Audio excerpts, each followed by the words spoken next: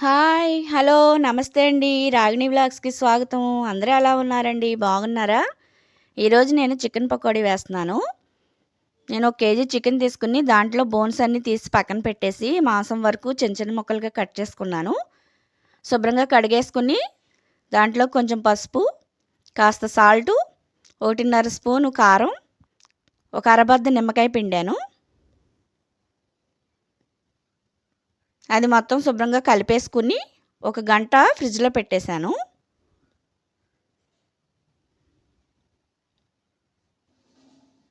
ఒక గంట తర్వాత తీసేసి దాంట్లో కాస్త కరివేపాకు, కొంచెం ఉల్లిపాయ ముక్కలు,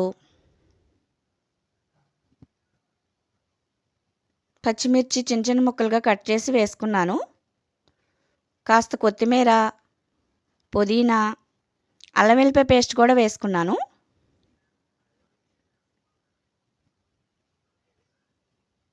తర్వాత ఒక గుప్పెడు కార్న్‌ఫ్లోర్ వేశాను. 2 గుప్పెళ్ళేమో శనగపిండి వేశాను.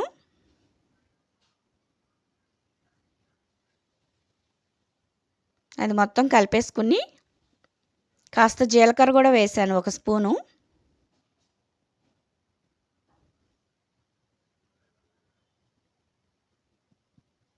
ఆ పిండి, పచ్చిమిర్చి, ఉల్లిపాయ ముక్కలంతా కలిపేసుకున్నాను. దానిలోకి కాస్త సాల్ట్ కూడా వేశాను. ఫస్టు మాంసానికి వరకే వేసుకున్నాం కాబట్టి, ఒకసారి చూసుకుని సాల్ట్ కూడా వేసుకోవాలి. తర్వాత 1, 2 స్పూన్లు గరం మసాలా వేశాను. అవి మొత్తం కలిపేసుకుని పక్కన పెట్టేసుకుని, స్టవ్ వెలిగించుకుని, కళాయి పెట్టుకుని ఆయిల్ వేసుకుందాం.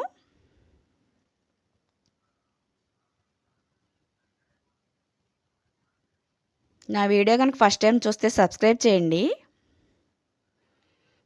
తర్వాత చిన్న చిన్నగా మాంసం ముక్కల్ని విడివిడిగా అలాగా నూనెలోకి వేసేసాను. చికెన్ పకోడీలో ఉల్లిపాయలు ఏంటి అనుకుంటున్నారేమో, పైన క్రిస్పీగా లోపల సాఫ్ట్గా చాలా బాగా వస్తాయి.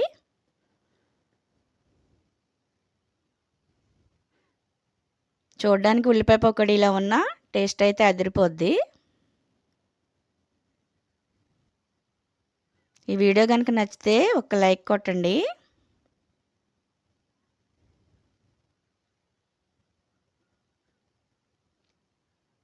ఒక గిన్నెలోకి టిష్యూ పేపర్ని వేసేసుకుని అందులోకి తీసేసుకుందాం. గోల్డెన్ బ్రౌన్ కలర్ వచ్చేదాకా వేపుకోవాలి.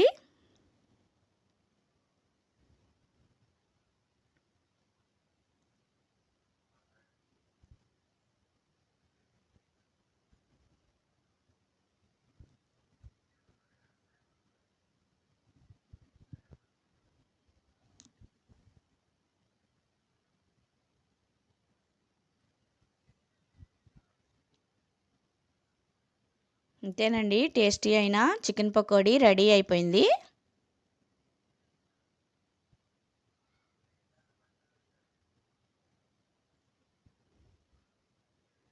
ఉల్లిపాయలు వేయడం వల్ల పైన క్రిస్పీగా లోపల సాఫ్ట్గా చాలా బాగా వచ్చాయి.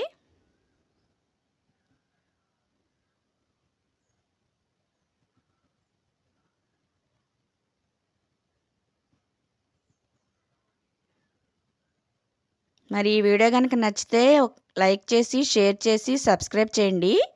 నెక్స్ట్ వీడియోలో మళ్ళీ కలుద్దామండి. ఉంటాను మరి.